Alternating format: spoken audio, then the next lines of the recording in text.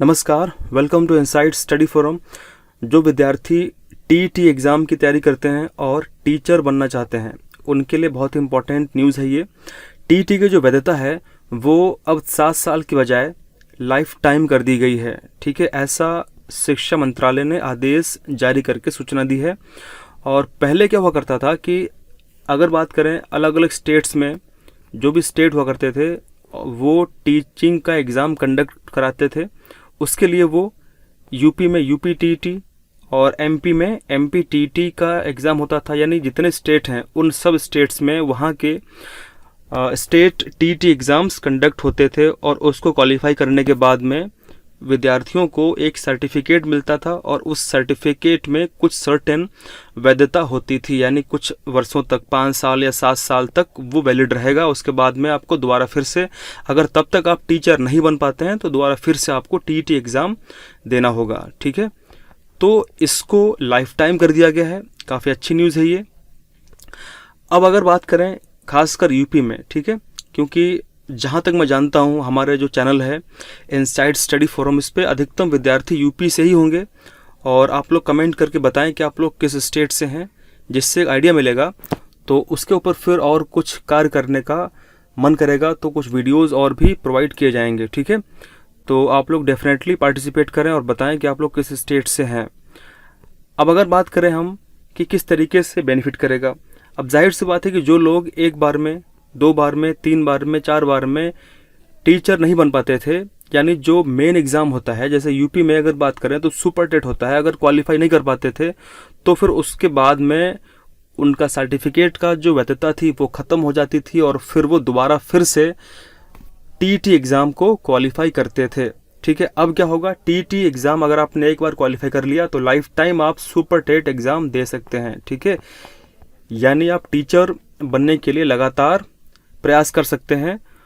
लेकिन मुझे ऐसा लगता है कि अगर आपने पूरा सिलेबस, जो भी ऑफिशियल सिलेबस दिया गया है, ठीक है, अगर आपने पूरा ऑफिशियल सिलेबस सही तरीके से पढ़ा है तो फिर आपको 7 साल या 5 साल की ज़रूरत नहीं पड़ेगी और एक ही बार में या 2 बार में आप इजीली क्वालिफाई कर लेंगे। मेरे ऐसे बहुत से स्टूडेंट्स हैं और कई मेरे मित्र भी हैं जो टीचर हैं और केवल एक ही बार में, यानी फर्स्ट अटेम्प्ट में ही उन्होंने क्वालिफाई किया है। ठीक है, और मैं कोशिश करूंगा कि अगर कांटेक्ट उनसे हो पाएगा तो उनका इंटरव्यू भी कंडक्ट करूंगा, जिससे आपको वो कुछ इंसाइट देंगे कि किस तरीके से उन्होंने तैयारी करी थी और क्या क्या इंपॉर्टेंट बातें ध्यान दी थी। ठीक है, क्योंकि वो टीचर वर्तमान में हैं तो उनका अपना एक अनुभव होगा, एक्सपीरियंस होगा। तो आगे मैं कुछ ऐसे स्टूडेंट्स का, जो मेरे मित्र हैं, उनका इंटरव्यू भी कंडक्ट करूँगा। ठीक है, अगर हम बात करें कि क्या स्ट्रेटजी होनी चाहिए, देखिए यूपी टीईटी एग्ज़ाम की अगर मैं बात करूं या फिर बाकी जो स्टेट के एग्ज़ाम्स होंगे टीईटी के, ठीक है, ये बेसिकली थोड़े से इजी एग्ज़ाम्स होते हैं, आसान एग्ज़ाम होते हैं कंपेयर टू एसएससी या फिर पीसीएस के जो एग्ज़ाम्स होते हैं उनसे ये एग्ज़ाम थोड़े से आसान होते हैं। ठीक है, लेकिन आपको सही स्ट्रेटजी से, अगर आपको एक ही बार में पूरा का पूरा एग्ज़ाम क्वालिफाई करना है, यानी टीईटी से लगा करके सुपर टेट और टीचर बनना है, तो आपको सही स्ट्रेटजी फॉलो करनी ही पड़ेगी। और वो स्ट्रेटजी क्या है, वो स्ट्रेटजी आपको कोई टीचर नहीं देगा।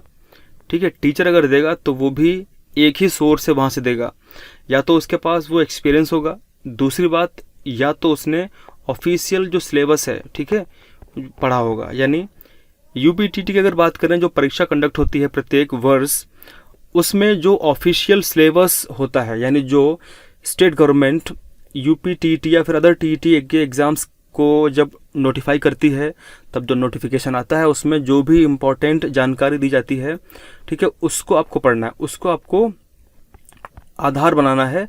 और जो भी सिलेबस उसमें दिया गया, यानी अगर मैं बात करूं सीडीपी के लिए, यानी चाइल्ड डेवलपमेंट पेडागोजी के लिए, तो जो भी उसमें सिलेबस दिया जाता है आप उसको पूरा एक एक पॉइंट नोट करें और उसको बुक्स में फाइंड करें, पढ़ें।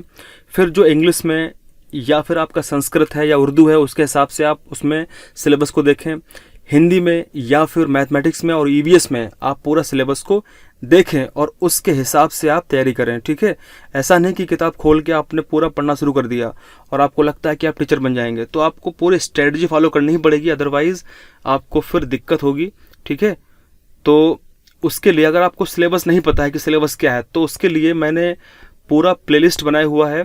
ठीक है, यूपीटीटी प्रिपरेशन 2021 के लिए आप जाकर के चैनल पे पूरा प्लेलिस्ट, उसमें कई वीडियोज़ हैं, पूरा सिलेबस मैंने डिफ़ाइन किया है। ठीक है, पूरा का पूरा जो सिलेबस है यूपीटीटी का, किस तरीके से स्ट्रेटजी बना करके मैं तैयारी करूं और किस तरीके से स्टूडेंट्स तैयारी करें, ठीक है, पूरा का पूरा मैंने उसमें अच्छे से एक्सप्लेन किया। तो आप लोग जाके डेफिनेटली उसको देखें और मैं उसका लिंक नीचे भी शेयर कर दूंगा डिस्क्रिप्शन में, ताकि वहाँ पे भी आप उसको ईजिली देख पाएँ। ठीक है, तो मेहनत करते रहें, तैयारी करते रहें, कोशिश यही करें कि एक बार में ही एग्ज़ाम क्वालिफाई हो जाए, बार बार देना ना पड़े। ठीक है, और इसमें जो भी इस आर्टिकल में लिखा हुआ है उसको ज़रा पढ़ लेते हैं। लिखा हुआ है कि शिक्षक बनने के इच्छुक जितने भी स्टूडेंट्स नौजवान हैं उनके लिए बहुत ही ज़्यादा खुशखबरी है। वो ये है कि केंद्र सरकार ने शिक्षक पात्रता परीक्षा टीईटी के योग्यता का जो सर्टिफिकेट है उसकी जो वैलिडिटी है उस अवधि को 7 साल के बजाय बढ़ाकर ताउम्र लाइफ टाइम कर दिया गया है। ठीक है, इसके अलावा बात करें तो शिक्षा मंत्रालय ने आज 3 तारीख को आदेश जारी किया है। अब एक बार टीटी पास करने पर यह जीवन भर के लिए मान्य होगा। शिक्षा मंत्रालय के इस फैसले से शिक्षक की नौकरी का सपना देखने वाले जो लाखों विद्यार्थी हैं, युवा हैं, उनको फ़ायदा होगा। लेकिन कोशिश यही करें कि पहली बार में ही क्वालिफाई कर लें। ठीक है, बार बार का, क्योंकि मुझे ऐसा लगता है कि अगर आपने सही तरीके से सिलेबस को पढ़ा है और अपने ईमानदारी से स्टडीज़ को पूरा का पूरा टाइम दिया है तो डेफिनेटली आप एक ही बार में क्वालिफाई कर जाएंगे। आगे बढ़ते हैं। शिक्षा मंत्रालय ने यह भी कहा है कि जिन उम्मीदवारों या छात्रों के जो सर्टिफिकेट है उनकी 7 साल की जो अवधि है पूरी हो गई है, उनके बारे में संबंधित राज्य सरकार या केंद्र शासित जो प्रशासन टीईटी की वैधता अवधि के पुनर्निर्धारण करने या नया टीईटी प्रमाण पत्र जारी करने के लिए ज़रूरी कदम उठाएंगे। और यह व्यवस्था जो है रेट्रोस्पेक्टिव है, यानी 2011 से प्रभावी होगी। ठीक है, तो काफ़ी इंपॉर्टेंट ये जानकारी थी और आप लोग तैयारी करते रहें और जो वीडियोस पढ़े उनको देखें। ठीक है, ईवीएस की अगर मैं बात करूं तो अभी करंटली ईवीएस का मैं पूरा का पूरा चैप्टर वाइज जितना भी सिलेबस है, जो आपके किसी भी जो भी आप स्टेट से बिलोंग करते हैं, एमपी से, राजस्थान से, या फिर आप सीटेट की तैयारी करते हैं, ठीक है, उसमें जो भी फंडामेंटल टॉपिक्स हैं ईवीएस के अंदर वो पूरा यूपीटीटी को फोकस करते हुए पूरा का पूरा ईवीएस में कवर कर रहा हूँ। तो आप लोग डेफिनेटली उस सीरीज़ को देखें। अभी उसमें 10 लेक्चर्स अपलोड हो चुके हैं, बाकी के लेक्चर धीरे धीरे अपलोड हो जाएंगे और आप लोग देखें, लाभ उठाएं। ठीक है, thank you very much, thank you, जय हिंद।